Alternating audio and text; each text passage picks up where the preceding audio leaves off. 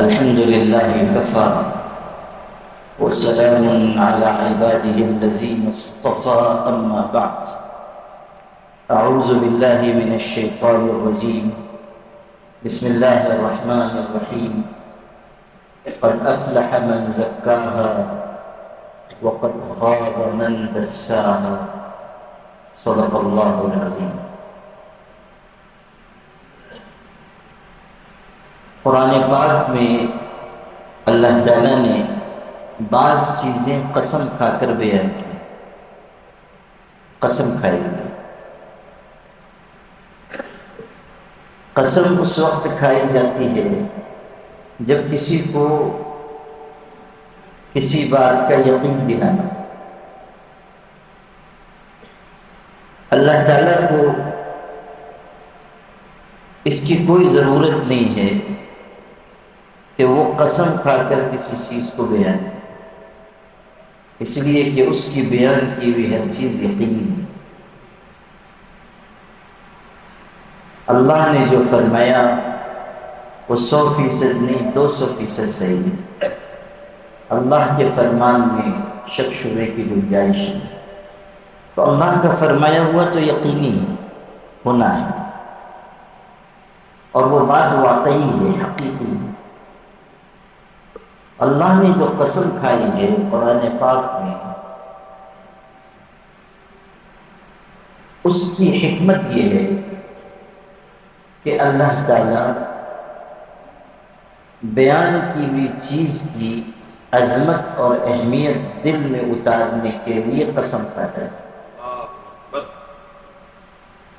یعنی جب اللہ تعالیٰ کسی بات پر قسم کھا رہا ہے تو سننے والوں کو خود اندازہ ہوگا کہ یہ کوئی آسان اور معمولی بات نہیں ہے، جس پر اللہ قسم اٹھا رہا ہے وہ بہت بڑی بات ہے، تو ان کے دل میں اہمیت آئے گی۔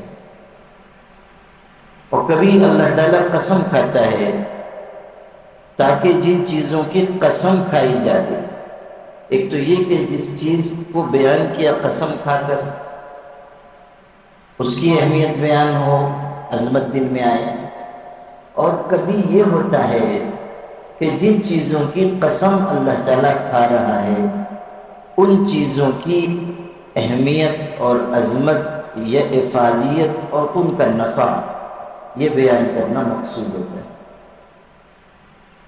یعنی جس چیز کی قسم کھائی ہے اللہ تعالیٰ اس چیز کی اہمیت، اس کی عظمت، اس کا فائدہ، اس کا نفع وہ دل میں اتارنا چاہتا ہے۔ ہم لوگ اگر مدرسے کی زبان میں کہیں تو یہ کہہ سکتے ہیں کہ کبھی مقسم بھی اس کی عظمت اور اہمیت مراد ہوتی ہے، اور کبھی مقسم علیہ۔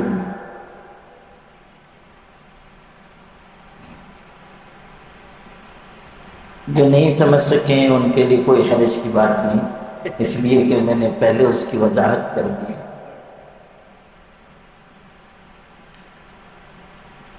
ویسے بھی اس کی رعایت کرنی چاہیے کہ ایسے الفاظ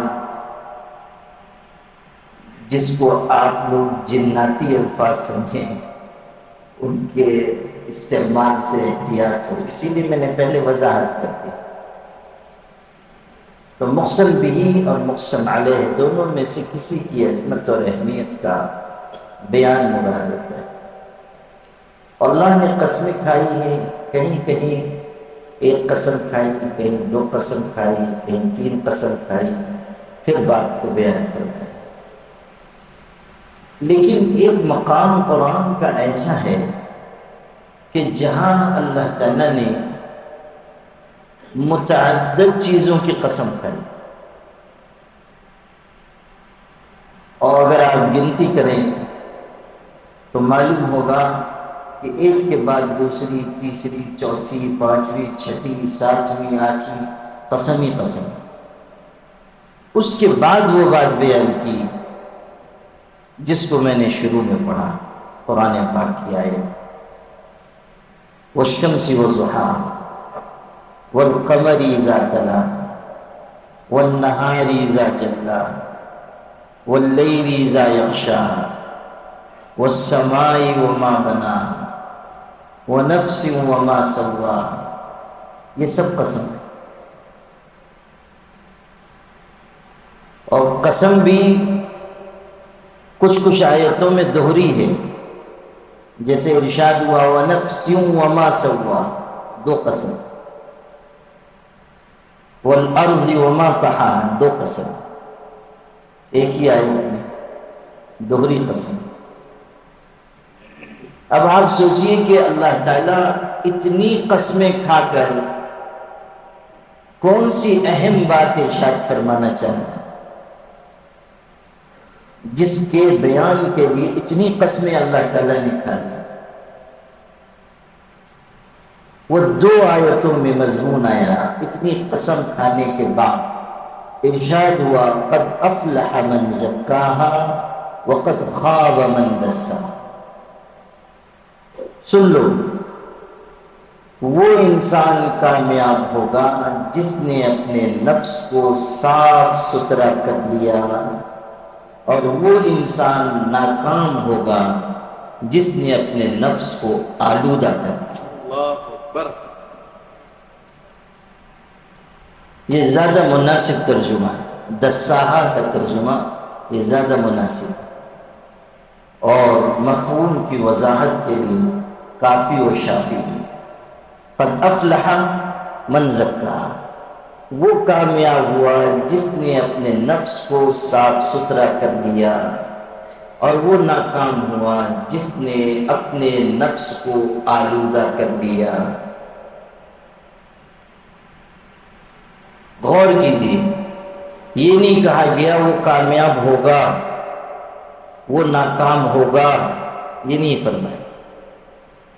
ماضی کا صیغہ استعمال، قد افلح من زکا وقد خاب من دسا، ماضی کا صیغہ.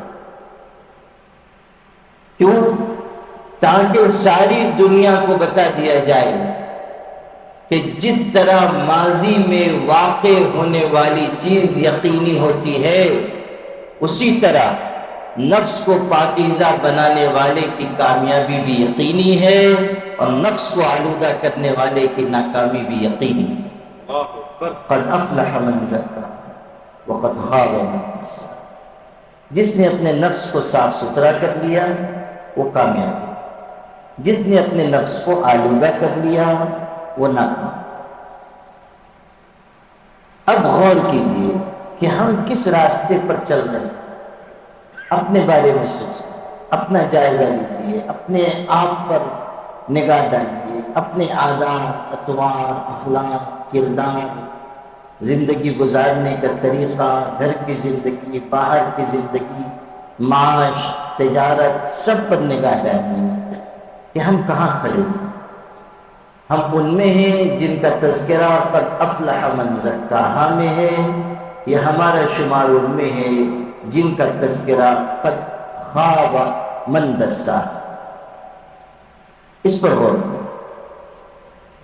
اگر ہماری ترجیحات مال، اسباب، لذتیں، دنیا کی چیزیں ہیں، اور اگر ہم اپنے نفس کے ہاتھوں مغلوب ہو رہے ہیں اور غلط راستے پر جا رہے ہیں، کسی بھی جگہ زندگی کے کسی بھی حصے میں، اگر ہم نماز پڑھ رہے ہیں، روزہ رکھ رہے ہیں، تلاوت کر رہے ہیں، لیکن زندگی کے کسی حصے میں ہم نفس کے ہاتھوں مجبور ہو کر گناہ کر رہے ہیں، یا کسی کو دھوکہ دے رہے ہیں، یا کسی پر ظلم کر رہے ہیں، یا کسی کا حق غصب کر رہے ہیں، یا مال اور شہرت کے پیچھے دوڑ رہے ہیں، تو پھر سمجھ لیجئے کہ ہم زندگی کے کسی نہ کسی موڑ پر نفس کے غلام بن رہے ہیں. نفس ہمارا آلودہ ہے. قد خاب من دسا، وہ ناکام ہوا جس نے اپنے نفس کو آلودہ کر دیا. گناہ، نافرمانی، سرکشی، دنیا کی چیزوں کی تلاش. قد خاب من دسا. اور قسم کھا کر یہ مضمون آیا، اور بار بار قسم کھائی. آپ سوچئے کہ یہ کتنی اہمیت سے سمجھنے کی چیز ہے. غور کیجئے کہ ہم کس راستے پر جا رہے ہیں۔ حال ہمارا یہ ہے کہ ذرا چند دن معمولات پورے کیے، پھر اپنی روش پہ آ گئے، ذرا ذکر و تسبیح کی، نگاہ بھی غلط استعمال کر رہے ہیں، موبائل پر تصویریں دیکھ رہے ہیں، فلم دیکھ لی، کبھی گانا سن لیا۔ یہ جو ہماری صورتحال ہے، سمجھ لیجئے کہ یہ ہمارے لیے نفس کو آلودہ کرنے کی وجہ سے ناکامی کی علامت ہے۔ قد خاب من دسا۔ اگر ہم صرف اتنی چیز کو سمجھ لیں جو قرآن پاک کی ان دونوں آیتوں میں آئی ہے، یہ ہمارے قبلہ کو درست کرنے کے لیے اور ہماری راہ کو بہتر بنانے کے لیے بہت کافی ہے۔ اب یہ میں عرض کرتا ہوں کہ اپنی اصلاح کے لیے اور نفس کو پاکیزہ بنانے کے لیے ہمیں کیا کرنا ہے، راستہ کیا ہے؟ یہ تو ہم سمجھ رہے ہیں کہ یہ راستہ ناکامی کا، یہ راستہ کامیابی کا، لیکن کامیابی کا راستہ ملے گا کیسے اور ناکامی کے راستے سے بچیں گے ہم کیسے؟ سب سے پہلی چیز جو ہماری کامیابی کی بنیاد ہے وہ ہے عزم، ہمت اور ارادہ۔ ہمت، انسان، ارادہ۔ اللہ نے انسان کو ایسا بنایا ہے کہ اگر وہ کسی چیز کا ارادہ کر لے تو پہاڑ اپنی جگہ سے ہٹ جائے گا، مگر اس کے قوت ارادی کو کوئی شکست نہیں دے۔ اللہ نے انسان کو ایسا مضبوط ارادہ کر دیا۔ اگر انسان طے کر لے کہ مجھے یہ کرنا ہے، وہ کر گزرے گا۔ اگر انسان طے کر لے کہ مجھے اس منزل تک پہنچنا ہے، وہ محنت، کوشش، کاوش کے ذریعے پہنچے گا۔ انسان کے اندر طلب صادق، انسان کے اندر عزم، انسان کے اندر ہمت ہو۔ ہم کب ہمتی کرتے ہیں؟ ہم نفس کی غلامی قبول کرتے ہیں اور پھر یہ کہتے ہیں کہ ہم سے نہیں ہو پا رہا ہے۔ سوال یہ ہے کہ آپ نے اپنے آپ کو سنوارنے کا پختہ ارادہ کیا کب؟ یہ بنیادی سوال۔ اگر آپ طے کرنے کے نہیں، مجھے یہ گناہ نہیں کرنا ہے، تو کوئی طاقت آپ سے وہ گناہ نہیں کرا سکتی۔ ایک شیطان نہیں، سارے شیاطین آ جائیں اور اپنے سارے اوزار استعمال کریں اور اپنے سارے ہتھیار استعمال کریں اور اکسانے اور ورغلانے کے جتنے حربے ہیں وہ سب آپ پر استعمال کریں اور ان کے ترکش میں جتنے تیر ہیں وہ سب چلائیں، تب بھی آپ کی قوت ارادی کو شکست نہیں دے سکتے۔ اگر آپ طے کریں کہ مجھے یہ گناہ نہیں کرنا، مجھے اپنے نفس کو پاکیزہ بنانا، طے کرنے کی بات ہے۔ آپ طے کر لیں کہ مجھے یہ عمل زندگی میں کبھی نہیں چھوڑنا، نہیں چھوڑنا، اللہ تعالیٰ آپ کی مدد کرے، انشاءاللہ استقامت آپ کو نصیب ہو۔ آپ طے کریں۔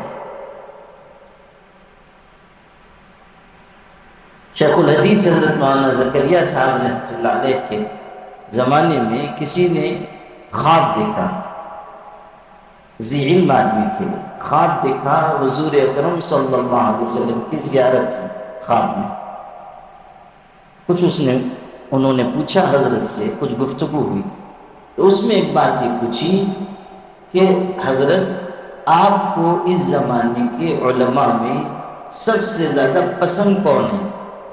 سب سے زیادہ کون پسند ہے علماء؟ تو حضرت نے فرمایا سب عالم ہیں، سب اچھے ہیں۔ انہوں نے کہا حضرت میں یہ چاہتا ہوں کہ آپ یہ بتائیں کہ آپ کو سب سے زیادہ پسند کون؟ تو تو حضرت نے فرمایا کہ محمد زکریا سہارنپور والا، اللہ اکبر، وہ تشریف لے گئے جنہوں نے خواب دیکھا تھا، حضرت کی خدمت میں گئے۔ ظاہر ہے خواب دیکھنے کے بعد ان کے دل میں بہت عقیدت پیدا ہوئی، پہلے کوئی تعلق نہیں تھا لیکن خواب دیکھا، وہ گئے۔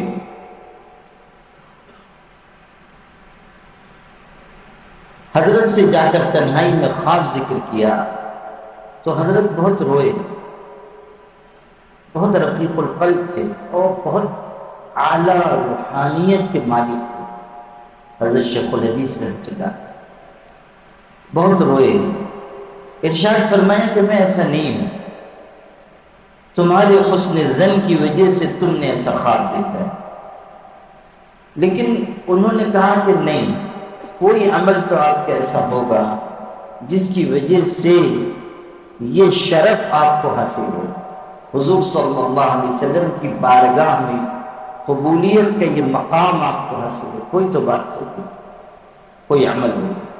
وہ برابر انکار کرتے رہے لیکن یہ اصرار کرتے رہے، تو آخر میں حضرت مولانا زکریا صاحب رحمۃ اللہ علیہ نے فرمایا کہ ایک عمل کے بارے میں گمان ہوتا ہے کہ شاید اس کی وجہ سے نوازا جاؤں، وہ یہ کہ میں نے حدیث شریف پڑھی تھی کہ جمعہ کے دن عصر کی نماز کے بعد 80 مرتبہ درود شریف پڑھا جائے، اللہم صلی علی محمد النبی الامی وعلی آلہ وسلم تسلیما، اور اس پر 80 سال کے گناہ معاف ہوتے ہیں اور 80 سال کی عبادت کا ثواب لکھا جاتا ہے، اور اس میں شرط ہے کہ جمعہ کے دن عصر کے بعد اپنی جگہ سے اٹھنے سے پہلے یہ عمل کرے، حدیث میں۔ تو انہوں نے فرمایا کہ جب میں نے یہ حدیث شریف پڑھی تو اس کا معمول بنا لیا، اور تقریباً 50 سال ہو گئے ہیں، آج تک میں نے اس عمل کا ناکام نہیں کیا۔ اللہ اکبر، سفر، حضر، بیماری، صحت کبھی نہ آنے۔ آپ سوچیے استقامت کس کو کہتے ہیں؟ ایک بات طے کر لی کہ مجھے کرنا ہے تو بس کرنا ہے۔ حضرت شیخ الحدیث رحمۃ اللہ علیہ کے مرید تھے اور بہت ان سے فائدہ اٹھایا جنہوں نے، اور میں نے اپنی زندگی میں جن چند لوگوں کو بہت اعلیٰ اور معیاری تقویٰ کے منصب پر دیکھا، ان میں سے ایک شخص تھے حافظ محمد یوسف صاحب رحمۃ اللہ، یہ ہمارے شہر میں رہتے تھے، تشریف بھی لاتے تھے یہاں مجلس میں بھی، جب وہ حیات تھے کبھی کبھی تشریف لاتے تھے، وہاں کنارے پیچھے بیٹھ جاتے تھے، اور بہت ہی بڑی شخصیت، بہت ہی اعلیٰ مراتب قرب پر فائز تھے، اور بہت گمنام، اپنے آپ کو بالکل مٹائے ہوئے، چھپائے ہوئے، ذکر رگ و ریشے میں پیوست ہو چکا تھا۔ ہمارے حضرت رحمۃ اللہ علیہ تشریف لائے تھے، میں نے ملاقات کرائی تو حضرت کا ان کا کوئی تعارف نہیں تھا، کبھی ملاقات بھی نہیں تھی، اور ان میں بہت احتیاط تھی، بولتے نہیں تھے، یعنی آج گئے گھنٹے بھر بیٹھے ہوئے ہیں وہ چپ، نظر اٹھا کے بھی جلدی نہیں دیکھتے تھے۔ مجھ سے ایک دفعہ فرمانے لگے کہ جس آدمی کو دیکھ چکا ہوں اس کو دوبارہ دیکھنے کی ضرورت نہیں، اور جس کو دیکھا نہیں ہے اس کو دیکھنے کی چاہت ہے، تو اس لیے نگاہ جھکا کے بیٹھے رہتے اور بولتے بھی نہیں، ایک آدھ دو جملہ کہا بس چپ نہ۔ 40 سال تک انہوں نے یہاں، ان کے ایک ساتھی ابھی باحیات ہیں، وہ بھی حافظ، ان کا بھی نام یوسف، اور وہ بھی حضرت شیخ الحدیث کے مرید، دونوں میں بڑی انسیت۔ آپ تو جانتے ہیں مولانا آصف صاحب، حافظ یوسف بطخ والے، وہ اور وہ ساتھی، وہ حیات ہیں، یہ اللہ کو پیارے ہو گئے، تو دونوں کا کی دوستی، اور ایک دوسرے کو قرآن سناتے تھے دور، اور 40 سال تک سنائے۔ ایک دوسرے کو قرآن پاک سناتے تھے روز. مجھ سے فرمانے لگے ہم لوگوں نے طے کیا تھا کہ ہم جمع ہوں گے قرآن کے دور کے عنوان سے، لیکن ہوگا یہ کہ شیطان بات میں لگا دے گا، گفتگو میں لگا دے گا. تو ہم نے طے کیا کہ جب ہم آئیں گے دور کے لیے تو السلام علیکم ایک ساتھی کہے گا، دوسرا کہے گا وعلیکم السلام. خیریت بھی نہیں پوچھیں گے، خیریت بھی نہیں کہ کیسے ہیں، خیریت ہے، اس لیے کہ خیریت سے بھی کبھی کبھی خیریت خراب ہونے لگ جاتی ہے. یعنی بیوی کو بخار ہو گیا، بچے کو یہ ہو گیا، یہ پریشانی ہوئی، بس وہاں سے گفتگو کا لامتناہی سلسلہ شروع ہو گیا. تو کہا خیریت بھی نہیں پوچھی، بس السلام علیکم وعلیکم السلام. ایک ساتھی نے شروع کیا، دوسرے نے سننا شروع کیا. ایک پڑھ رہا ہے دوسرا سن رہا ہے، ان کا ہو گیا، اب اس نے سنانا شروع کیا، یہ سن رہے ہیں. اور جب مکمل ہوا پھر بغیر خیریت معلوم کیے ہوئے السلام علیکم وعلیکم السلام روانہ. 40 سال تک ان لوگوں نے اس پر عمل کیا. اور قرآن مجید آخر عمر میں، آخر 3-4 سالوں میں چونکہ ضعف ہو گیا تھا، قرآن مجید پڑھ نہیں پاتے تھے، تو اس زمانے میں بھی میں عینی شاہد ہوں کہ اس زمانے میں بھی معمول ترک نہیں کیا، بلکہ یہ کیا کہ کئی حافظوں کو بلاتے تھے، ان سے 3 پارہ روز قرآن سنتے تھے. کہ اب سنا نہیں سکتا، پڑھ نہیں پاتا، ضعف ہو گیا، تو 3 پارہ معمولاً روز سنتے تھے، روزانہ. اور آج بھی جس جگہ وہ قرآن مجید سنتے تھے، ان کے بعد ان کے گھر والوں نے وہ حافظوں کا آ کر بیٹھنا اور قرآن پڑھنا اب بھی جاری رکھا. اگرچہ کہ وہ زندہ نہیں ہیں، لیکن وہ آتے ہیں حفاظ، اپنا بیٹھتے ہیں، قرآن پڑھتے ہیں، چلے جاتے ہیں. کہ قرآن سے کیسی محبت، کیسی انسیت، کس قدر قرآن پاک سے تعلق. سبحان اللہ. اور احتیاط دیکھیے بات چیت میں، بات چیت میں یہ بہت مجاہدے کے بعد یہ چیز آتی ہے. اور یہی سب نفس کی اصلاح کے طریقے ہیں. نفس کی اصلاح میں پابندیاں لگانی پڑیں گی تب آدمی سدھرتا ہے. اتنے محتاط تھے وہ کہ فون تو ان کے پاس تھا نہیں، موبائل کا تو گزر نہیں. پڑوس میں وہ لینڈ لائن لگا ہوا تھا، وہ جامنیر ان کا وطن تھا، تو کبھی وہاں سے فون آتا تھا ان کے رشتہ داروں کا، وہ بلا کے لے جاتے تھے، اور یہ صرف فون سنتے تھے، بات کر لی اور آگے.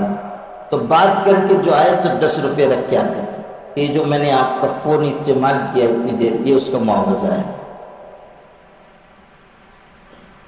بہت ہی احتیاط. سبحان اللہ. جو آپ کو سنانا تھا وہ یہ کہ حضرت سے ملاقات ہوئی، میرے حضرت رحمۃ اللہ علیہ سے، کوئی تعارف نہیں تھا، اور وہ آئے، السلام کیا، مسافہ کیا، بیٹھ گئے. حضرت سے پوچھا آپ اچھے ہیں؟ حضرت نے کہا ٹھیک. آپ کیسے ہیں؟ وہ بھی ٹھیک. حضرت بھی بہت کم گو تھے، جلدی بولتے نہیں تھے، تو حضرت بھی خاموش بیٹھے ہیں، وہ بھی چپ چاپ ہے. حضرت بھی خاموش، وہ بھی خاموش. اور ان دونوں کی خاموشی دیکھ کے میں بھی خاموش، تو وہ بھی چپ، یہ بھی چپ، ہم تینوں ہی تھے. تو میں بھی چپ. تھوڑی دیر بیٹھے رہے اور 5-7 منٹ گزرا. انہوں نے کہا حضرت اجازت ہو. حضرت نے کہا بہت اچھا. اب ایک اور بات سن لیجیے. اٹھے تو اب کی مسافہ نہیں کیا. کہنے لگے کہ اصل میں مجھ کو بزرگوں کی راحت کا بہت خیال ہوتا ہے، اور یہ احساس ہوتا ہے کہ کہیں برکت حاصل کرنے کے جذبے سے تکلیف نہ ہو جائے کسی بزرگ کو. اور آپ تو سید زادے ہیں، آپ خانواد نبوت کے ہیں، بہت بڑے شخص ہیں، اس لیے میں صرف سلام کرتا ہوں، آپ جواب دے دیجئے، مسافے کی زحمت مت فرمائیے. ایک دفعہ مسافہ ہو گیا بس. اور انہوں نے سلام کیا، بغیر مسافہ کیے ہوئے تشریف لے گئے. ہو گیا. صرف اتنی ملاقات ہوئی تھی. اگلے دن ہم لوگ ناشتے پر تھے، میں حضرت کے بازو میں بیٹھا ہوا تھا، کوئی اور بات چل رہی تھی. اچانک حضرت نے مجھ سے فرمایا کہ مولانا یہ آپ کے حافظ صاحب تو عجیب آدمی ہیں، ان کے بارے میں کہا۔ تو میں نے کہا آپ ایسا کیوں فرما رہے ہیں؟ تو حضرت نے کہا کہ اس شخص کے بدن کا رواں رواں ذاکر ہے، اللہ اکبر اللہ کے ذکر میں مشغول۔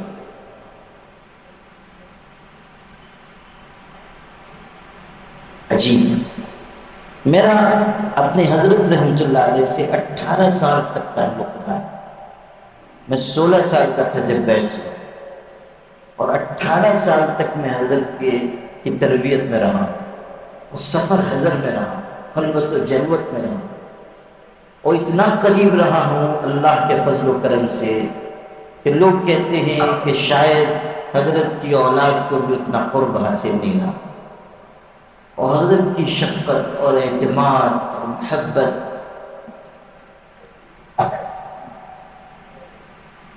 اور بڑے بڑے لوگوں سے میں نے ملتے ہوئے حضرت کو دیکھا، بڑے بڑے بزرگوں کو حضرت کی خدمت میں حاضر ہوتا ہوا دیکھا، اس لیے کہ وہ تو مرجع خلائق تھے، اور ان کی خاندانی نسبتیں، ان کی علمی نسبتیں، ان کی ذاتی وجاہت، اور پھر ان کے مناسب، دنیا آتی تھی، بڑے بڑے علماء، بڑے بڑے بزرگ، کابر، مشائخ، تو بہت سو سے میں نے ملتے ہوئے اور بہت سو کو حضرت سے ملتے ہوئے دیکھا، لیکن یہ جملہ ساری کائنات میں سوائے حافظ صاحب کے کسی کے بارے میں حضرت نے کبھی استعمال نہیں کیا۔ اللہ اکبر صرف ایک شخص ہے جس کے بارے میں حضرت نے مجھ سے یہ بات فرمائی۔ جہاں اس سے حافظ صاحب کی عظمت کا اندازہ ہوتا ہے، وہیں اس شخص کی نگاہ کا بھی اندازہ ہوتا ہے کہ کیا نگاہ تھی۔ چند منٹ بیٹھے اور اندر تک ان کی نگاہ اتر گئی۔ لا الہ الا اللہ۔ عجب، میں نے فراست ایمانی میں اور دور اندیشی میں کوئی ثانی نہیں دیکھا اپنے حضرت رحمۃ اللہ علیہ، کوئی ثانی۔ جس شخص کے بارے میں جو بات انہوں نے فرما دی، اس وقت سمجھ میں آئی ہو یا نہ آئی ہو، بات کے تجربے نے بتا دیا کہ قلندر ہر چبویت دید ہو۔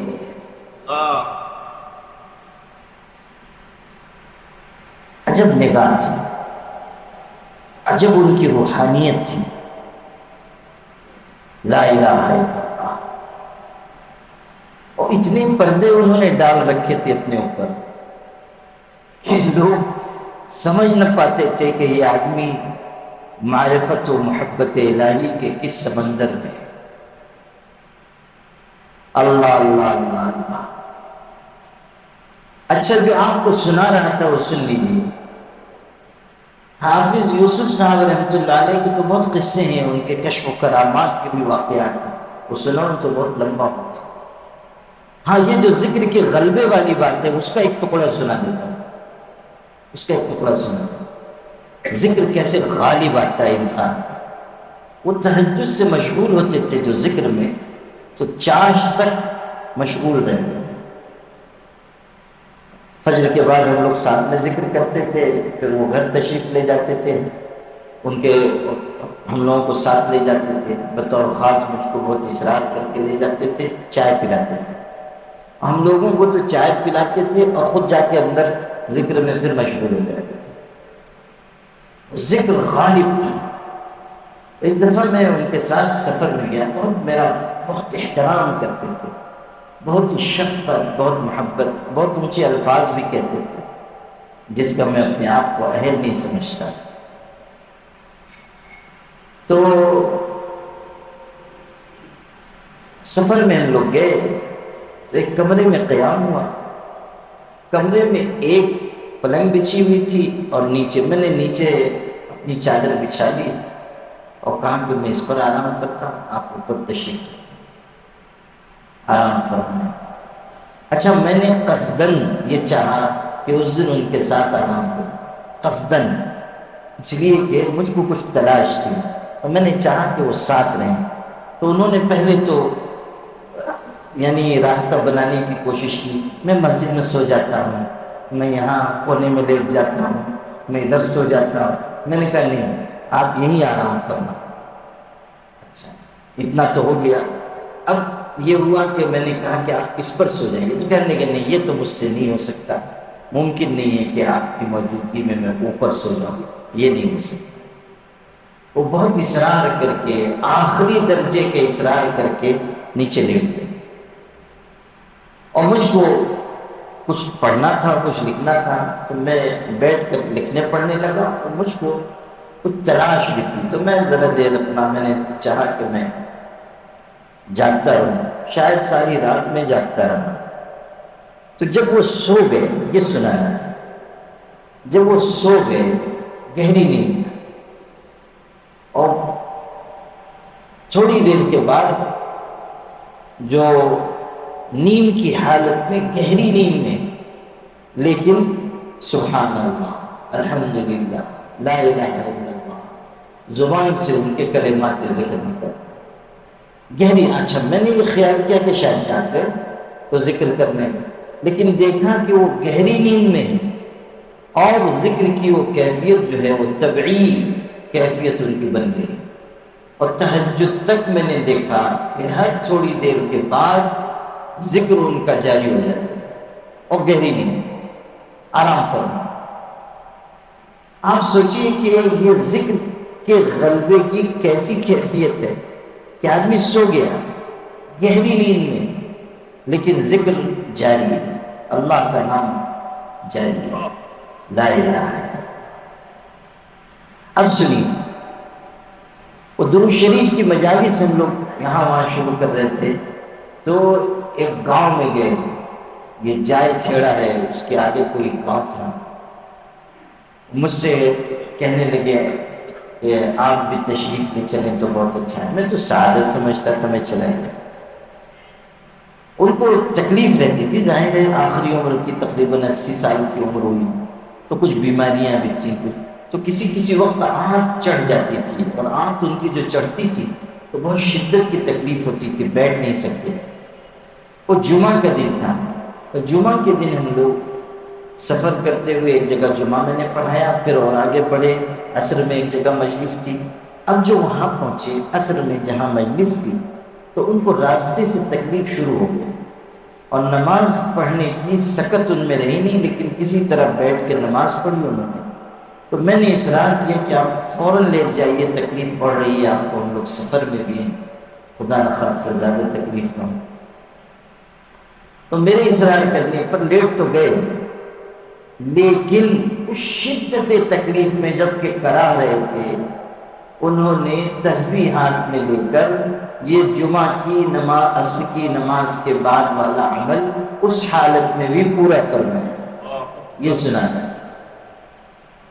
اس حالت میں بھی جب کہ شدت تکلیف سے کرا رہے تھے، وہ بیٹھنے کی سکت نہیں رہ گئی، تو لیٹ کر انہوں نے وہ معمول پورا کیا. یہ آپ کو اس لیے سنا رہا ہوں کہ اگر ہم نے چاہ لیا کہ ہمیں گناہ سے بچنا ہے اور طاعت اور عبادت پر چلنا ہے، اعمال انجام دینے ہیں، تو پھر دنیا کی کوئی طاقت ہمیں عمل سے ہٹا نہیں پائے. ہمت ہو، ارادہ ہو کہ ہمیں یہ کرنا ہے، ہر قیمت پر کرنا ہے. تھکن ہو، پریشانی ہو، بیماری ہو، مجھے معمول پورا کرنا، مجھے گناہ سے ہر حال میں بچنا، مجھے ہر حال میں حق ادا کرنا.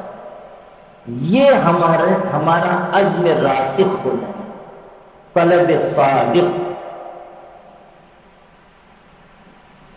حضرت سعید ابن مسیب رحمۃ اللہ علیہ کے بارے میں تابعین میں سے ہیں، وہ نماز باجماعت کے بہت پابند تھے، اور ان کی پابندی کا عالم یہ تھا کہ خود فرمایا کہ میری زندگی کے 40 یا 50 سال ایسے گزرے کہ میں نے کسی فرض نماز کی اذان مسجد سے باہر نہیں سنی. صف اول کی بات نہیں، تکبیر اولیٰ کی بات نہیں، فرض نماز کی اذان میں نے مسجد کے باہر نہیں سنی، طے کر لیا کہ نماز با جماعت پڑھنی اور اذان سے پہلے مسجد میں آنا، تو زندگی بھر اس معمول پر عمل کیا، یہاں تک کہ ایک فساد پیدا ہوا تھا ان کے زمانے میں مدینہ منورہ، اور اس کی وجہ سے یہ ہوا کہ مدینہ منورہ میں مسجد نبوی میں نماز با جماعت کا سلسلہ کئی دن تک بند ہو گیا، اور لوگ اپنے اپنے گھروں میں مقید ہو گئے، ایسے خطرناک حالات ہو گئے تھے، لوگ اپنے اپنے گھروں میں مقید ہو گئے، مسجد میں کوئی نہیں آ رہا۔ اس وقت بھی وہ کہتے ہیں کہ لوگ تو اپنے گھروں میں چھپے لیکن میں مسجد میں چلا گیا، مسجد میں روپوش ہو، اور میں مسجد میں تنہا ہوتا تھا، کوئی آدمی نہیں، اور نماز پڑھنی ہے، اکیلا آدمی، لیکن میں نے مسجد کی نماز نہیں چھوڑی۔ تو اس وقت میں حضور صلی اللہ علیہ وسلم کے روضے سے اقامت کی آواز سنتا تھا اور نماز پڑھتا تھا، نماز قائم۔ اور اس وقت بھی جان ہتھیلی پر رکھ کر مسجد حاضر اور نماز مسجد ہی میں پڑھی۔ اب کسی مفتی سے پوچھ لیجئے، کسی عالم سے پوچھ لیجئے، وہ کہے گا رخصت ہے، کوئی حرج نہیں، گھر میں پڑھ لیجئے۔ اور ماشاءاللہ آج کل تو ویسے بھی رخصتی مولوی زیادہ ہو گئے ہیں، ہر چیز میں گنجائش، ہر چیز میں گنجائش، اور ہم لوگ بھی ایسے ہی مولویوں کو پسند کرتے ہیں جو صاحب الرخصت مولوی ہیں۔ تو آپ کہیں گے کسی عالم مفتی سے، ٹھیک ہے، وہ کہے گا نہیں، آپ اطمینان سے گھر میں نماز پڑھیں، لیکن غور کیجیے کہ انسان کا جذبہ کیا ہے، ایک شخص کی استقامت کیا ہے، اس وقت بھی جب جان کا خطرہ ہے مسجد میں آتے کہ مسجد کی نماز نہیں چھوڑیں گے، جماعت کی نماز نہیں چھوڑیں گے۔ یہ ہے استقامت۔ اگر طے کر لیا انسان نے، عزم و ہمت ہے، ارادہ ہے، پھر کوئی اس کو ہٹا نہیں سکتا۔ اس حقیقت کو سمجھ لیجیے کہ انسان کی طلب ہی پر اس کو نوازا جاتا ہے۔ آپ دیکھیں قرآن مجید کے بارے میں کیا کہا گیا، ارشاد ہوا ھدی للمتقین، یہ راستہ بتاتی ہے یہ کتاب ڈرنے والوں کو راستہ بتاتی ہے۔ یعنی ہر ایک اس قرآن سے فائدہ نہیں اٹھا پائے گا، جس کے دل میں طلب ہوگی وہی قرآن سے فائدہ اٹھائے گا۔ طلب، ارادہ۔ دوسری جگہ ہے انما انت منذر من یخشی، انما انت منذر من یخشی، جو اس وعید سے ڈرنے والا ہے آپ اسی کو ڈرا پائیں گے۔ انما انت منذر من یخشی، جس کے اندر خود طلب ہے وہ نوازا جائے گا، ہر ایک نہیں نوازا، ہر ایک نوازا نہیں جائے گا۔ تیسری آیت پڑھتا، اللہ یجتبی الیہ من یشاء ویہدی الیہ من ینیب۔ عام طور سے اس کا ترجمہ کیا جاتا ہے کہ اللہ جس کو چاہتا ہے اپنی طرف کھینچ لیتا ہے، اور جو اللہ کی طرف جھکتا ہے اللہ اس کو ہدایت دیتا ہے۔ لیکن اس کا ایک ترجمہ یہ بھی ہے کہ اللہ یجتبی الیہ من یشاء، کہ اللہ اس کو اپنی طرف کھینچتا ہے جو چاہتا ہے کہ اللہ اس کو اپنی طرف کھینچے۔ سبحان اللہ، اللہ یجتبی الیہ من یشاء، من یشاء، یہ جو من میں ضمیر چھپی ہوئی ہے وہ یشاء کی طرف بھی راجع ہو سکتا، من یشاء یعنی جو چاہتا ہے۔ اللہ یجتبی الیہ من یشاء ویجتبی الیہ، یہ تقدیر عبارت ہے۔ ویہدی الیہ من ینیب، اور اگلا ٹکڑا اس کی تقویت کے لیے، اس کی تقویت ہے اس میں کہ اللہ اس کو راستہ دکھاتا ہے جو اس کی طرف رجوع کرتا ہے۔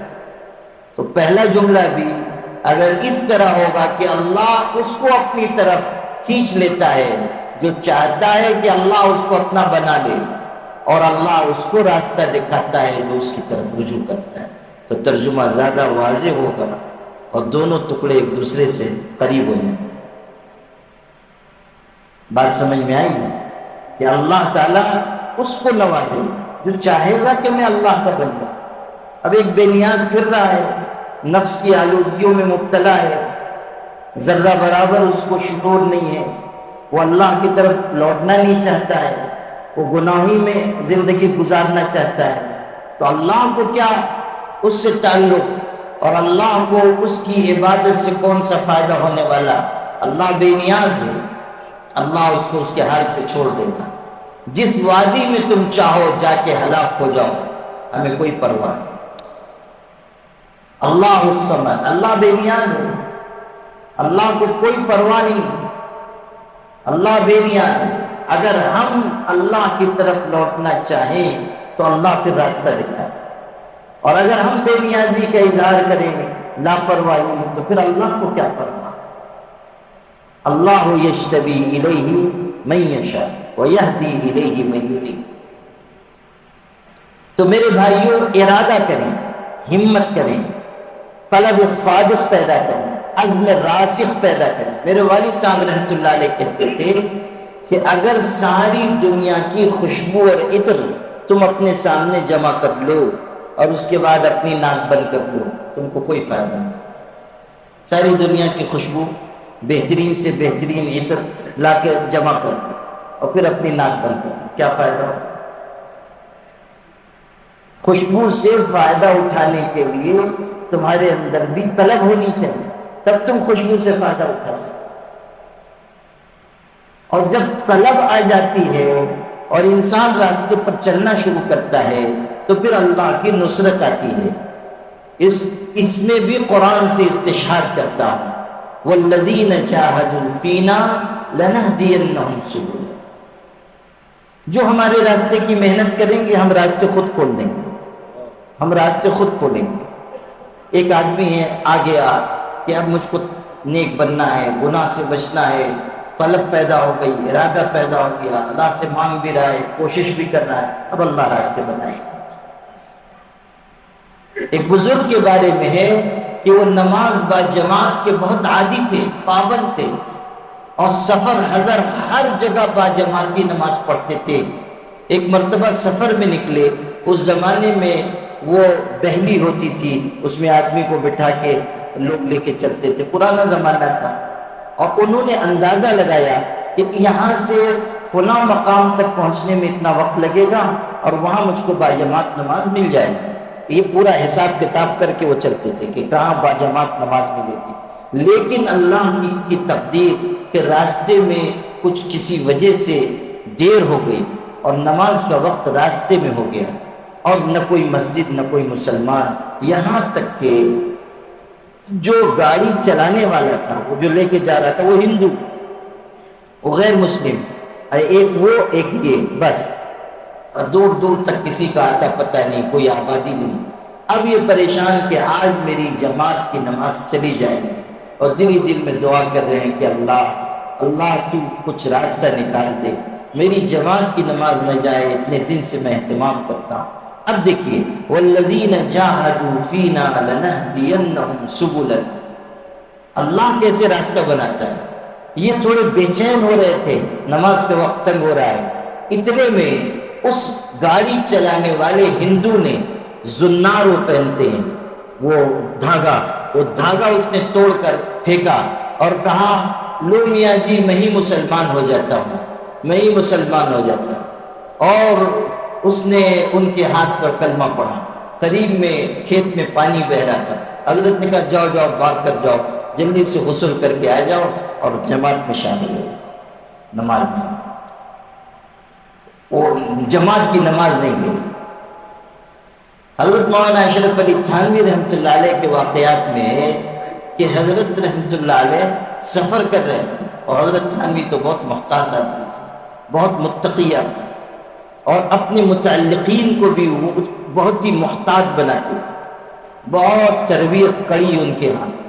اس زمانے میں ہندوؤں کے ہاں بھی یہ بات مشہور تھی کہ اگر کسی ریلوے اسٹیشن پر کوئی سامان جو زیادہ ہے وزن کرانے جاتا تھا تو وہ لوگ پوچھتے تھے کہ تم مولوی تھانوی کے یہاں جاتے ہو، یہ پوچھتے تھے، اس لیے کہ ان کو اندازہ تھا کہ یہ جو وزن زیادہ ہے اور یہ وزن کرا کے پیسے ادا کر رہے ہیں، یہ انہی کی تربیت ہے، یہ انہی کا نظام۔ حضرت رحمۃ اللہ علیہ بہت احتیاط کرتے تھے۔ جو واقعہ سنانا ہے اس سے پہلے ایک واقعہ یاد آ گیا، وہ سنا دیتا ہوں۔ حضرت سفر کر رہے تھے، کسی اسٹیشن پر کوئی مرید آیا، اور مریدین تو ہر قسم کے ہوتے ہیں، تو وہ بیچارہ مرید آیا، بہت ڈھیر سارا گنا لے کے آیا، اور یہ بھی نہیں خیال کیا کہ حضرت سفر میں کھیتی کرتا ہوگا، گنا تھا اور مرید بھی تھا، لا کر نذرانے میں پیش کر دیا، لیجیے نذرانہ ہے۔ مریدین بھی تو ایک سے ایک ہوتے ہیں۔ حضرت تھانوی کا قصہ ہے، بیٹھے ہوئے تھے، مجلس تھی، کوئی علمی مضمون حضرت بیان کر رہے تھے، اور دیہات کا ان کا ایک مرید آیا، کچھ پھل وغیرہ ٹوکرے میں رکھ کے لایا تھا، وہ کھڑا تھا، اور حضرت کچھ علمی مضمون بیان کر رہے تھے۔ اب اس کو وہ علمی فقہی بات سے کیا مطلب، وہ سب سن رہے تھے جو ان کے اہل علم مریدین تھے، وہ بیچارہ کھڑا رہا، اور کھڑے کھڑے جب پیر دکھنے لگے تو اس نے کہا پیر جی نذرانہ لایا ہوں، کہاں رکھ دوں؟ تو حضرت بہت نازک مزاج تھے، تو ایک بیچ میں خلل ہوا تو فرمانے لگے میرے سر پہ رکھ دوں۔ اس نے لا کے واقعی سر پہ رکھ دیا، پیر جی کی پوری اطاعت کی، لا کے سر پہ رکھ دیا۔ لا الہ الا اللہ، ایک سے ایک رہتے ہیں مریدین بھی تو سبحان اللہ۔ وہ ہے نا کہ ایک دفعہ حضرت بیٹھے ہوئے تھے، ایک صاحب آئے، گاؤں ہی کے تھے، تھوڑی سی شکر لائے تھے، انہوں نے پیش کی، کہا نذرانہ، تھوڑی سی تھی، حضرت نے قبول کر لیا، خود بھی کھایا، لوگ بیٹھے تھے سب کو کھلا دیا۔ جب کھا پی چکے تو وہ جو دیہاتی تھا کہنے لگا مجھ کو مرید کر لیجیے، تو حضرت جلدی بیعت نہیں فرماتے تھے، اصول تھا ان کے یہاں، جلدی بیعت نہیں کرتے تھے۔ تو حضرت نے کہا ہم ایسے بیعت نہیں کرتے، کچھ دن آؤ جاؤ، کچھ پوچھو، کچھ ہم سے اصلاح کی باتیں معلوم کرتے رہو، پھر اگر طبیعت ہوگی تو بیعت کر لیں گے، ایسے ہم بیعت نہیں کرتے۔ وہ تو دیہاتی تھا، اس نے کہا شکر واپس کرو، شکر واپس کرو۔ حضرت نے خادم سے کہا دیکھو یہ جتنی شکر لایا تھا گھر سے لا کے دے دو۔ اس نے کہا وہ شکر نہیں چلے گی، جو لایا تھا وہ دیجیے۔ حضرت نے کہا بھائی تمہارے سامنے میں نے کھا لیا، تو کہا پھر مرید کیجیے۔ حضرت نے کہا اچھا جو بیعت کر لیا، بیعت فرما لیا۔ تو ایک ان کا ضابطہ یہ بھی تھا کہ اسی مجلس میں وہ ذکر نہیں بتاتے تھے، جب بیعت فرماتے تھے تو کہتے تھے بعد میں پوچھنا، طلب آزماتے تھے۔ ان کے ہاں تو بڑے نفسیاتی اصول تھے، طلب آزماتے تھے، تو کہا کہ بعد میں معلوم کر لینا۔ اس نے کہا کچھ بتا تو دیجئے پڑھنے کا، بعد میں کہا شکر واپس کیجیے، ذکر بھی بتا دیے۔ پھر کہنے لگا اب آپ کے مرید ہو گئے ہیں تو ذرا پیر دبائیں گے، خدمت کریں گے۔ تو حضرت نے کہا میں ایسے خدمت نہیں لیتا جب تک طبیعت میں مانوس ہو جائے، ہر کسی سے میں خدمت نہیں لیتا۔ اس نے کہا شکر واپس۔ تو حضرت نے پیر بھی پھیلا دیے، تو اس نے دبایا تھوڑی دیر، پھر کہنے لگا اچھا پیر جی اجازت ہے؟ حضرت نے کہا اچھا جاؤ۔ اب گیا، جب گیا تو حضرت نے کہا کمبخت بہت پکی قسمت لے کے آیا تھا، ایک ہی مجلس میں بیعت ہوا، ذکر کی تعلیم لی، پاؤں بھی دبائے اور پھر گئے۔ کہا بہت پکی قسمت لے کے آیا تھا۔ اللہ۔ اچھا اب سنیے، تو وہ جو ہے مرید کہیں اسٹیشن پر حضرت سفر کرتے تھے تو لوگوں کو معلوم ہوتا تھا، بہت محبوب خلائق تھے، لوگ آ جاتے تھے ملاقات کے لیے، تو اس نے نذرانہ پیش کیا۔ تو حضرت نے لے لیا، گنا تھا، وزن اس کا زیادہ تھا، اس زمانے میں جو وزن کی مقدار تھی ٹرین میں جو لے جائی جا سکتی تھی اس سے زیادہ تھی۔ تو حضرت نے کہا کہا کہ اس کا وزن کروا لو، زائد پیسے دلوا دو جو ساتھ میں تھے۔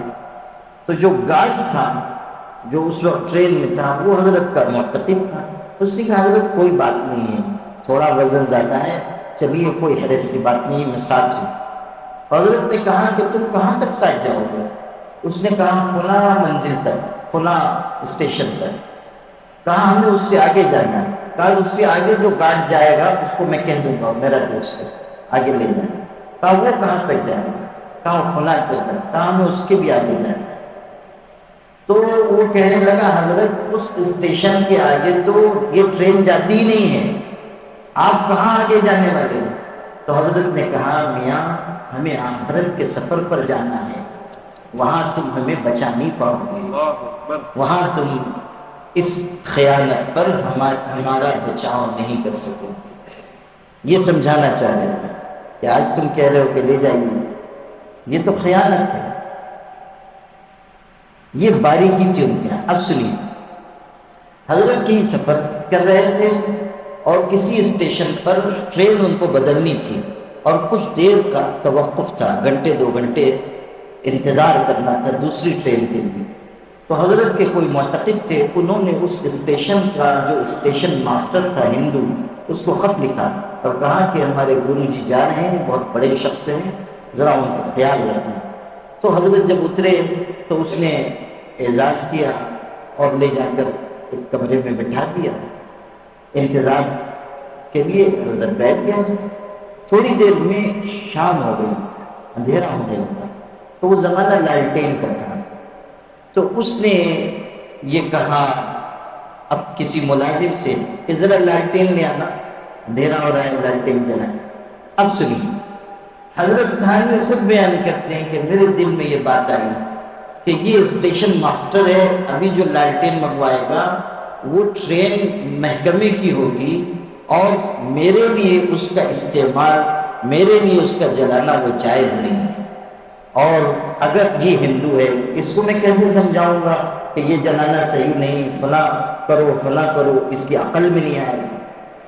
تو کہتے ہیں کہ میں نے دل ہی دل میں دعا کی کہ اللہ مجھ کو معاملے کی خرابی سے تو بچا لے۔ بس اتنی میں نے دعا کی تھی کہ اس اسٹیشن ماسٹر نے ملازم سے کہا کہ دیکھو اسٹیشن والی لائٹیں مت لانا، ہمارے گھر سے لائٹیں لانا، سبحان اللہ، سبحان اللہ۔ ہمارے گھر کی لائٹیں وہ جلا۔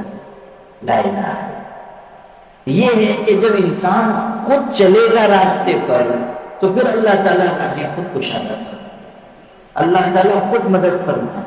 اگر ہم چلنا چاہیں تو، اگر ہم خود گناہ سے بچنا چاہیں تب، اگر ہم خود نیک بننا چاہیں تب، اور اگر ہمارا یہ مزاج ہے کہ نہیں بس ہم جیسے ہیں بس ٹھیک ہے، تھوڑا نیکی بھی کر لی، تھوڑا گناہ بھی رہے، کوئی حرج کی بات نہیں ہے، اللہ تو بہت غفور الرحیم ہے، اللہ تو بہت معاف کرنے والا ہے، تو پھر سمجھ لیجئے کہ ہمارا کام بنے گا نہیں۔ طلب صادق ضرور، عزم، ہمت، ارادہ، یہ پہلی چیز ہے۔ دوسری چیز ہے زمانے کے واقعات سے عبرت حاصل کرنا، زمانے کی چیزوں سے نصیحت حاصل کرنا، یہ بھی اصلاح کا ایک سبب ہے۔ دنیا میں جو کچھ انقلابات ہو رہے ہیں ان انقلابات سے اپنے آپ کو نصیحت حاصل کرنے پر آمادہ کرنا، قرآن میں یہ تذکرہ آیا ہے۔ یہ جو میں نے بتایا پہلی چیز، یہ بھی قرآن سے بتائی، اصلاح کی پہلی بنیاد۔ دوسری بنیاد وہ بھی قرآن میں، وَذَكِّرْهُمْ بِأَيَّامِ اللَّهِ، قرآن میں کہا گیا کہ جو زمانے کے حالات ہیں، گردشیں ہیں، ان سے لوگوں کو نصیحت کی، ان کے ذریعے لوگوں کو نصیحت کی تھی۔ دنیا میں کتنی تیزی سے چیزیں ظہور پذیر ہو رہی ہیں، تبدیلیاں ہو رہی ہیں، اور لوگ اپنے انجام کی طرف بڑھتے جا رہے ہیں۔ ہر دن ہم دیکھ رہے ہیں کہ جنازے اٹھ رہے ہیں، ہر دن ہم دیکھ رہے ہیں کہ لوگ فوت ہو رہے ہیں، پھر بھی اگر ہمارے دل میں احساس نہیں جاگتا ہے تو ہم محروم ہیں۔ عربی میں کہتے ہیں لِدُوا لِلْمَوْتِ وَابْنُوا لِلْخَرَابِ، کہ بچے جنو پیدا کرو موت کے لیے اور عمارتیں بناؤ تباہ و برباد ہونے کے لیے، یعنی جتنی بھی اونچی عمارت تم بناؤ گے گر جائے گی، اولاد پیدا ہوگی ایک دن مر جائے گی۔ ہمیشہ جینے والی نہیں. ہمارے حضرت شیخ المشائخ، ہمارے سروں کے تاج، ہمارے دلوں کا نور، حضرت شیخ عبد القادر جیلانی رحمۃ اللہ علیہ ارشاد فرماتے تھے اپنے وعظ میں، کبھی کبھی بڑے درد سے فرماتے تھے، لوگوں سنو، کچھ لوگ ہیں جو نکاح کر رہے ہیں، شادی کر رہے ہیں، عشرت میں مشغول ہیں، حالانکہ بازار میں وہ کفن آ چکا ہے جس کو پہن کر انہیں قبر میں جانا ہے. بازار میں وہ کپڑا آ چکا جسے ان کا کفن بننا ہے. ارشاد فرماتے تھے کہ لوگ مکان بنگلے بنانے میں، محل بنانے میں مشغول ہیں، حالانکہ وہ لکڑیاں بازار میں بکنے آ گئی ہیں جن کو ان کی قبر کا تختہ بننا ہے. اللہ آدمی غور کرے کہ وہ اپنے انجام سے قریب ہو رہا ہے، اور دیکھے کہ جو لوگ ہیں دنیا میں سب اپنی منزل کی طرف بڑھے جا رہے ہیں. آج یہ گیا، آج وہ گیا، آج وہ گیا، اور یہ خیال نہ کریں کہ بڑھاپے میں موت آئے گی، ہرگز نہیں. میرے والد صاحب رحمۃ اللہ علیہ کی تقریروں میں نے ایک بات پڑھی ہے، عجیب بات کہی. پہلے تو میں نے پڑھا تو مجھ کو تھوڑا سمجھنا مشکل ہوا، دوہرا کے پڑھا پھر سمجھ میں آیا. والد صاحب مرحوم نے فرمایا کہ اکثر موت بوڑھوں کو نہیں آتی ہے، جوانوں کو آتی ہے. اکثریت سے موت جوانی میں ہوتی ہے، بڑھاپے میں نہیں. اور اس کی دلیل دی کہ دیکھو زیادہ تر جوان نظر آتے ہیں، بوڑھے کم نظر آتے ہیں. بوڑھے کم دکھتے ہیں، جوان زیادہ دکھتے ہیں. بوڑھے کم دکھتے ہیں، جوان زیادہ دکھتے ہیں. اب اس سے تو آدمی یہ سمجھے گا کہ جوان جی رہے ہیں، لیکن والد صاحب نے جو دلیل دی وہ یہ کہ دیکھو بوڑھے کم دکھتے ہیں، جوان زیادہ دکھتے ہیں. یہ علامت ہے اس بات کی کہ جوانی میں لوگ مر رہے ہیں. اگر جوان بوڑھے ہو کر مرتے تو بوڑھے زیادہ نظر آتے، جوان کم نظر آتے. یہ علامت ہے کہ جوانی میں لوگ زیادہ مرتے ہیں بنسبت بڑھاپے. اور ہمارے ذہن میں یہ تخیل ہے کہ لوگ بوڑھے ہو کر مرے، اور ابھی بہت زمانہ ہے، بڑھاپے میں توبہ کر لیں گے، بعد میں توبہ کر لیں گے، آئندہ دور میں توبہ کر لیں گے. ہرگز نہیں. حضرت خواجہ حسن بصری ایک دن وعظ و نصیحت کے لیے تشریف لائے. مجمع میں بوڑھے بھی تھے، جوان بھی تھے. بوڑھوں کی طرف متوجہ ہو کر فرمایا کہ بتاؤ جب کھیتی پک جاتی ہے اس کے ساتھ کیا کیا جاتا ہے؟ بوڑھوں نے کہا کھیتی پک جاتی ہے تو کاٹ دی جاتی ہے. ارشاد فرمایا تمہاری بھی کھیتیاں پک چکی ہیں، کٹنے کا انتظار. پھر جوانوں کی طرف متوجہ ہوئے اور فرمایا سنو، کبھی ایسا بھی ہوتا ہے کہ کھیتی کے پکنے سے پہلے اس کھیتی پر کوئی آفت آ جاتی ہے جو تباہ کر دیتی ہے. اس لیے تم بھی اپنی موت کی تیاری کرو، منتظر نہ رہو، اطمینان سے نہ بیٹھو. یہ ہے. تو آدمی زمانے کے حالات سے، انقلابات سے، زمانے میں جو تخریب ہو رہی ہے، جو پریشانیاں آ رہی ہیں، جو لوگوں کا انجام ہو رہا ہے، اس سے عبرت حاصل کرے، نصیحت حاصل کرے. نصیحت حاصل، نصیحت. ہمیں بھی جانا ہے، ہمارا وقت بھی قریب آ رہا ہے. ہم کیا لے کر جائیں گے؟ توشہ کیا ہے؟ زاد سفر کیا ہے؟ ہر شخص غور کرے، آنے والے وقت پر نگاہ رکھے. دنیا میں ہر آن انقلاب برپا ہو رہا ہے. جو تعمیر ہے وہ تخریب سے بدل رہی ہے. کل جہاں شگوفہ و گل تھے، آج شاہوں کے تاج بکھرے. کل جہاں شگوفہ و گل تھے، آج شاہوں کے تاج بکھرے. حضرت شیخ الہند رحمۃ اللہ علیہ نے حضرت مولانا محمد قاسم صاحب نانوتوی رحمۃ اللہ علیہ کا مرثیہ لکھا ہے اپنے استاذ کا. اس میں ایک شعر ہے، انقلابات جہاں واعظ رب ہیں لوگوں، ہر تغیر سے صدا آتی ہے ففہم فف. یہ شعر ہے. انقلابات جہاں واعظ رب ہیں لوگوں، ہر تغیر سے صدا آتی ہے ففہم ففہم. سمجھ لو کہ ہر چیز بدل رہی ہے. تغیر، ثبات ایک تغیر کو ہے زمانے میں، صرف ایک ہی چیز ہے جو ہر وقت قائم ہے، وہ تغیر ہے، تبدیلی، ہر آن تبدیلی ہو رہی۔ تو ان چیزوں سے ہم نصیحت حاصل کریں اور اپنے آپ کو بدلیں، نیکی کی طرف بڑھیں۔ حضرت شاہ عبد القادر صاحب جو شاہ ولی اللہ کے بیٹے ہیں اور جنہوں نے قرآن پاک کا الہامی ترجمہ کیا ہے، انہوں نے قرآن پاک کی تفسیر میں اپنے حواشی میں ایک جگہ لکھا ہے، ان کے زمانے کے حساب سے لکھا ہے کہ اگر کسی شخص کے دل میں یہ خیال آئے کہ ایک پیسہ میں اللہ کے راستے میں، اس زمانے میں ایک پیسہ بھی خرچ ہوتا تھا، اس سے چیزیں خریدی جائے، تو کہا کہ ایک پیسہ بھی اگر خرچ کرنے کا دل میں ارادہ ہے فوراً خرچ کر دو، انتظار مت کرو۔ کیا عجب کہ 1 گھنٹے کے بعد دل بدل جائے اور آدمی اس کار خیر سے محروم ہو جائے۔ خیال آئے کہ ایک پیسہ خرچ کر دو، بس خرچ کر دو۔ یہ بھی لکھا ہے کہ یہ نہ سوچو کہ میرے پاس تو 1 پیسہ ہے، 1000 ہوتا تو خرچ کرتا، اس لیے کہ اگر تم 1000 کا انتظار کرو گے تو 1 پیسہ خرچ کرنے سے بھی محروم رہ جاؤ گے، نہ وہ کر پاؤ گے نہ یہ کر پاؤ گے۔ تو 1 پیسہ بھی دل میں خیال آئے فوراً، کب دل بدل جائے گا کچھ نہیں کہہ سکتے، اس لیے جیسے ہی نیکی کا خیال آئے کر گزرے، فوراً نیکی انجام، انتظار مت کرو۔ تو یہ دوسری بنیاد ہے کہ زمانے کی چیزوں سے، انقلابات سے، لوگوں کے انجام سے، موت سے عبرت حاصل کریں، اس سے بھی اصلاح ہوگی۔ تیسری چیز جس کے ذریعے نفس کی اصلاح ہوتی ہے وہ ہے سچے انسانوں کی صحبت، اولیاء کی صحبت۔ کونوا مع الصادقین، سچے انسانوں کے ساتھ رہو۔ آپ دیکھیے کہ اگر کپڑوں کے ایک صندوق میں، کپڑوں کے ایک بکس میں آپ 1 گلاب کا پھول رکھ دیں، 1 دن تک رہنے دیں، ان سارے کپڑوں میں خوشبو آئے گی۔ یہ کس وجہ سے ہوا؟ اس 1 گلاب کے پھول کی سنگت کی وجہ سے، اس کی صحبت کی وجہ سے یہ اثر ظاہر ہے، خوشبو آتی ہے۔ بے جان پھول میں یہ تاثیر ہے کہ وہ کپڑے کو خوشبودار بنا دے، تو جس انسان کا دل جیتا جاگتا ہو وہ دوسرے انسانوں کے دل کو خوشبودار کیسے نہیں بنا سکتا؟ صحبت کی تاثیر ہے، سنگت کا اثر ہوتا ہے۔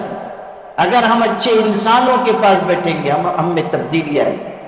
صحابہ کرام کیسے بنے؟ صحبت سے بنے، اسی لیے صحابی کہنا ہے۔ یہ ربیع الاول کا مہینہ ہے، حضور صلی اللہ علیہ وسلم کی سیرت بیان ہوتی ہے اور حضور کے معجزات کا تذکرہ ہوتا ہے، اور واقعی حضور کے معجزات عظیم الشان تھے۔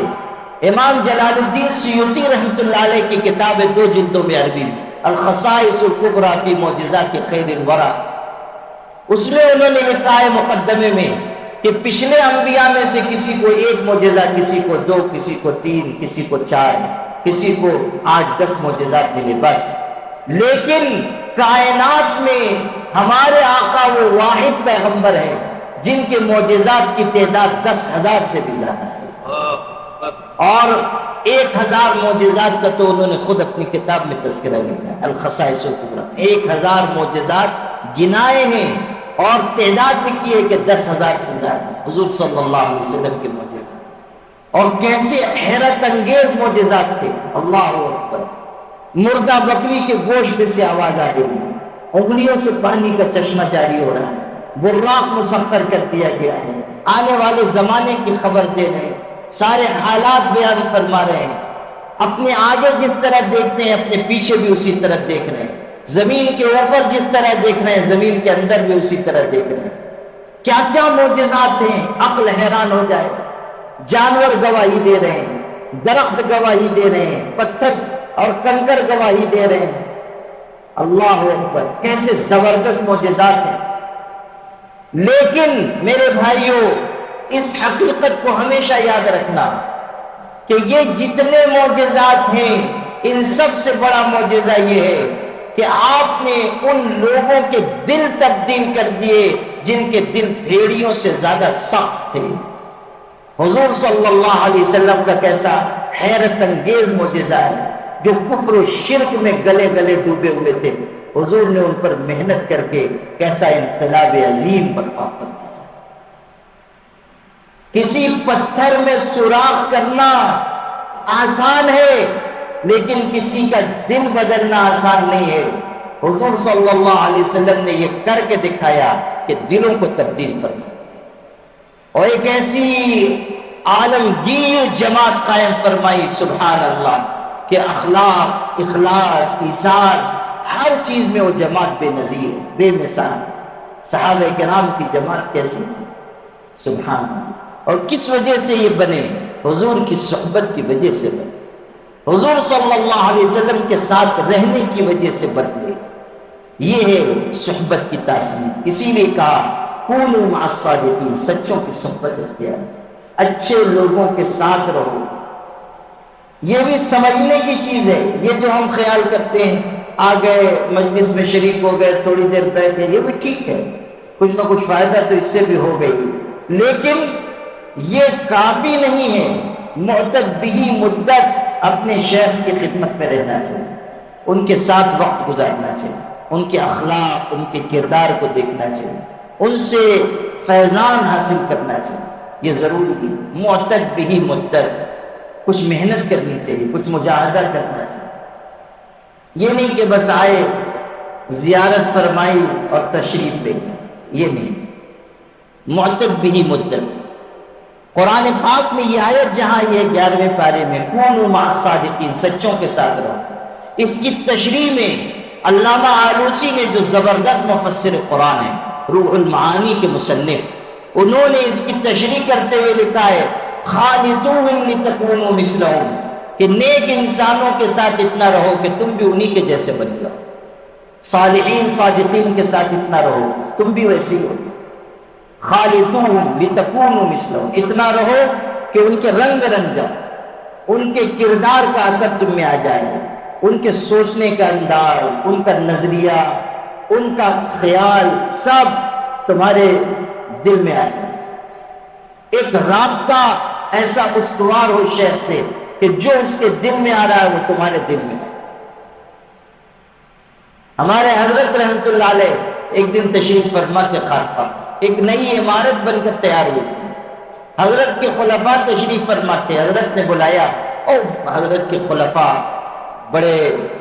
بڑی عمر کے سب وہ تشریف فرما تھے، میں بھی حاضر تھا۔ حضرت نے فرمایا یہ عمارت بن کر تیار ہو گئی ہے، اس کا افتتاح کرنا ہے، کیا کیا جائے، کیسے کیا جائے؟ ایک صاحب نے کہا خلفاء میں سے، حضرت کے پرانے بڑے خلفاء میں، انہوں نے کہا حضرت کوئی تقریب ہو جائے، جلسہ ہو جائے، آپ کی دعا ہو جائے، افتتاح ہو جائے۔ کسی نے اور کچھ کہا، ایک دو نے اور۔ حضرت نے مجھ سے کہا آپ بھی کچھ کہیے۔ میں نے کہا حضرت وہ موقع سالانہ اجلاس کا تھا اور بہت بڑی تعداد میں لوگ آئے ہوئے تھے، ذاکرین بھی، اور بڑے حضرت رحمت اللہ علیہ سے استفادہ کرنے والے بھی، بہت ذاکر شاغل لوگ بھی تھے۔ تو میں نے کہا حضرت میرا دل یہ چاہتا ہے کہ ذاکرین کو اور آپ کے خلفاء کو اگر آپ پسند فرمائیں تو ان کو آپ ہدایت دیں کہ وہ چلے جائیں اس نئی عمارت میں، ذکر کریں، اللہ کو یاد کریں، اور اللہ تعالیٰ کی عبادت میں کچھ دیر مشغول رہیں، دعا کا اہتمام کریں۔ اس سے اچھا افتتاح نہیں ہوگا۔ پھر جب موقع ہو اور کوئی تقریب ہو جائے، لیکن پہلا مرحلہ جو اس کے ذریعے آغاز ہو۔ حضرت نے مجھ سے فرمایا کہ میرے دل میں بے عینی یہی بات تھی جو آپ کی زبان سے آ جاتی۔ مجھے خوشی ہوئی کہ جو چیز مرشد کے دل پر آئی وہ اگر کسی مرید کے دل پر آ رہی ہے تو یہ اس بات کی علامت ہے کہ ارتباط بالکل صحیح ہے اور دل سے ملا۔ لا الہ الا اللہ۔ جو بات سمجھانے کی ہے وہ یہ کہ آدمی رہے اور اتنا رہے کہ رنگ میں رنگ جائے اور اس کی کیفیات، اس کے احوال اس کے مرشد کی طرح آگے بڑھے، ترقی کرے۔ لا الہ الا اللہ۔ خالطوہم لتکونوا مثلہم، ان کی طرح ہو جائے۔ یہ جو صحبت کا فیضان ہے یہ بہت بڑی چیز ہے۔ صحبت کا فیضان، ساتھ رہنے سے قلب پر اثر ہوتا ہے، آدمی کا دل متاثر ہوتا ہے۔ بعض تو ایسے مبارک ہوتے ہیں کہ ان کو دیکھ کر ایمان تازہ ہوتا ہے. کچھ دیر آپ بیٹھ گئے، آپ کے دل میں بھی آخرت کی فکر آ جائے گی، توجہ ہوگی اللہ کی طرف. حضرت علامہ انور شاہ کشمیری رحمۃ اللہ علیہ کیسے بڑے شخص تھے، کتنے بڑے عالم اور بہت نیک اور متقی اور پرہیزگار. حضرت شاہ عبد القادر صاحب جو مولانا علی میاں، مولانا منظور نعمانی بڑے بڑوں کے مرشد تھے، وہ مدرسہ امینیہ میں پڑھتے تھے. ان کا پڑھائی کا زمانہ تھا، اس زمانے میں حضرت علامہ وہاں مدرس تھے. بالکل جوانی کا زمانہ تھا، علامہ انور شاہ کشمیری کی بھی جوانی تھی. فارغ ہوئے تھے اور مدرس ہوئے تھے. خود شاہ عبد القادر صاحب جو بہت بڑے شیخ ہوئے، حضرت مولانا الیاس صاحب جیسا شخص ان کے سامنے دو زانوں ہو کر بیٹھتا تھا. یہ ان کا مرتبہ تھا. شاہ عبد القادر صاحب وہ طالب علم تھے اس زمانے، اور علامہ انور شاہ کشمیری وہاں پڑھا رہے ہیں. کہتے ہیں میں نے اپنی طالب علمی میں اپنی آنکھ سے دیکھا کہ علامہ انور شاہ کشمیری، یہ جوانی کی بات ہے علامہ انور شاہ کشمیری کی، کہتے ہیں کہ میں نے حضرت علامہ کو دیکھا کہ حجرے میں رات کے وقت اندھیرے میں ذکر کر رہے تھے اور ضرب لگا رہے تھے. میں نے خود اپنی آنکھ سے دیکھا جب وہ الا اللہ کہتے تھے تو چہرہ منور ہوتا تھا اور روشنی کمرے میں محسوس ہوتی تھی. یہ اس شخص کی جوانی کا علامہ انور شاہ کشمیری. اب سنیے، مناظرہ کرنے تشریف لے گئے تھے. ایک آریہ سماجی پنڈت تھا، علامہ انور شاہ کشمیری رحمۃ اللہ علیہ بھی جلوہ افروز تھے. اس سے اور لوگ مناظرہ کر رہے تھے، یہ بیٹھے ہوئے تھے. اس آریہ سماجی شخص نے دیکھا ان کا چہرہ تو کہنے لگا ایسا روشن منور چہرہ ہے کہ اگر صرف کسی کا چہرہ دیکھ کر اسلام قبول کیا جا سکتا تھا تو ان کا چہرہ دیکھ کر میں مسلمان ہو جاتا. ایسا روشن چہرہ. یہ ساتھ بیٹھنے اور دیکھنے کی برکت آپ کو بتا رہا ہوں کہ ایک انسان کے دل میں یہ احساس پیدا ہو. 3 باتیں میں نے عرض کی. پہلی بات، اپنی اصلاح کی پہلی بنیاد ہمت، ارادہ، عزم راسخ. دوسری چیز، زمانے کی چیزوں سے عبرت نصیحت حاصل کرنا. تیسری چیز، صالحین کی صحبت اختیار کرنا، اپنے مرشد کے پاس رہنا، ان سے سیکھنا. یہ تینوں بنیادیں ایسی ہیں کہ اگر ہم ان پر عمل کریں تو پھر ہم اس جماعت میں شمار ہوں گے انشاءاللہ جس کے بارے میں قسم کھا کر انشاء ہوا قد افلح من زکاہا، کہ وہ لوگ کامیاب ہوں گے جنہوں نے اپنے نفس کو پاکیزہ کر دیا. اللہ تعالی ہمیں عمل کی توفیق عطا فرمائے اور اللہ تعالیٰ ان سب باتوں کو ہم سب کے لیے مفید فرمائے. وآخر دعوانا ان الحمد للہ رب العالمین.